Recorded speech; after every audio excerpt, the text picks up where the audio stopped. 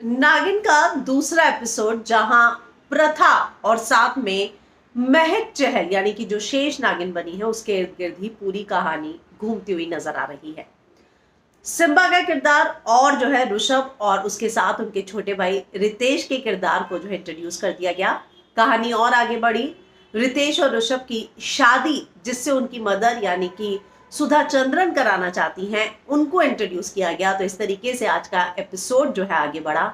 लेकिन शेष नागिन क्या असुर को पहचानने में गलती कर बैठी और इसीलिए जो है जिसको उन्होंने असुर समझा वो भाग निकला। पर यहाँ पर प्रथा का किरदार यानी कि तेजस्वी प्रकाश का किरदार जो है वो ये जान जाता है कि क्या जो महक है वो वाकई में सिक्योरिटी हेड नहीं नागिन है, या फिर वो कुछ ऐसा देख लेती है जिसको देखकर उसके खुद के पसीने छूटने लगते हैं और वो एकदम जो उसके एक्सप्रेशन है वो यही है कि अरे ये मैंने क्या देख लिया। तो आज के एपिसोड की मैं बात करूं तो कल के धमाकेदार एपिसोड के बाद, हालांकि कल इस एपिसोड को बहुत अच्छे रिव्यूज मिले और जैसे जैसे कहानी आगे बढ़ रही है प्रोफेसर का किरदार निभा रही हैं और महक जो कि शेष नागिन का किरदार निभा रही हैं, उनके ऊपर सबसे बड़ी जिम्मेदारी है 20 असुरों को पकड़ने की। पहला असुर जो है उन्हें शादी वाले घर में मिलने वाला है। तो कहानी बढ़ती है जहां पर प्रथा जो है ऋषभ और उनके छोटे भाई रितेश की जान बचाने की कोशिश करती है। लेकिन प्रथा की सबसे बड़ी प्रॉब्लम यह है कि उसको किसी भी हालत में कुछ भी करके नौकरी जरूर चाहिए क्योंकि उसे अपने घर का खर्चा चलाना है। ऋषभ जो है बार बार जब वो देखता है प्रथा को तो उसे ऐसा लगता है कि इसको कहीं पर तो देखा हुआ है, पर उसे याद नहीं आता। लेकिन बार बार प्रथा को देखने के बाद वो ये बात जान जाता है कि ये वही लड़की है जिसके बैग में से उसे वो आधा पीस मिलेगा, क्योंकि एक लड़के ने, एक शख्स ने जो है आकर एक दिया था जिसमें लिखा था कि दुश्मन देश से बचाना है, देश खतरे में है। तो वो आधा पन्ना ढूंढने की कोशिश कर रहा है, उसे याद आ जाता है कि प्रथा के बैग में है। लेकिन शादी के घर में प्रथा को कई मुसीबतों के बाद काम मिल तो जाता है। यहाँ पर ऐसा लगता है कि यानी सभी प्रथा की जॉब के पीछे पड़े हैं।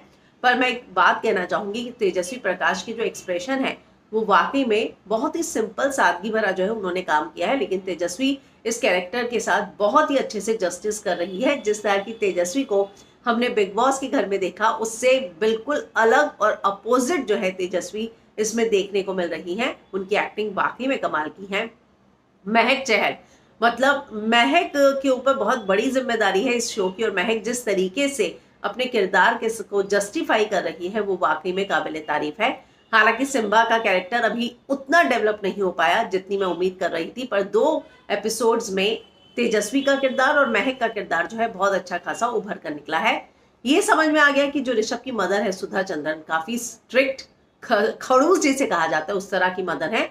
वो शादी कराना चाहती हैं फैमिली फ्रेंड को यानी कि उर्वशी और उनकी बेटियों से। और यहाँ पर अब ये बात समझ में आई कि शेष नागिन ने जिसको असुर समझा था वो असुर नहीं बल्कि ऋषभ का होने वाला ससुर असुर है, क्योंकि पहला जो असुर है उसकी टांग जो है नकली है। और कल के एपिसोड में आप देखेंगे कि जो ऋषभ है यानी कि सिम्बा का किरदार है उसका ससुर की टांग नकली है और वो खुद ही बोलता हुआ नजर आएगा कि लोग सोचते हैं कि मैं इस देश की सेवा कर रहा हूं लेकिन मैं पड़ोसी देश के साथ मिलकर इसी देश में महामारी फैला रहा हूं। तो 20 असुर यानी मुझे लगता है कि बहुत जल्दी जल्दी एपिसोड आगे बढ़ रहा है। जो बैकग्राउंड म्यूजिक है उसकी मैं दाद देना चाहूंगी, बहुत काम किया गया है उस पर। इसके अलावा बहुत ज्यादा कहानी को खींचने की कोशिश नहीं की जा रही।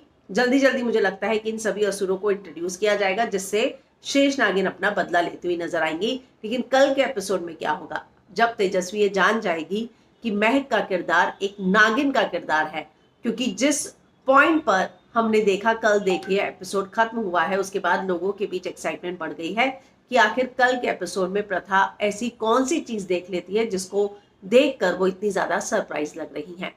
तो आपको आज का एपिसोड कैसा लगा कमेंट जरूर कीजिएगा।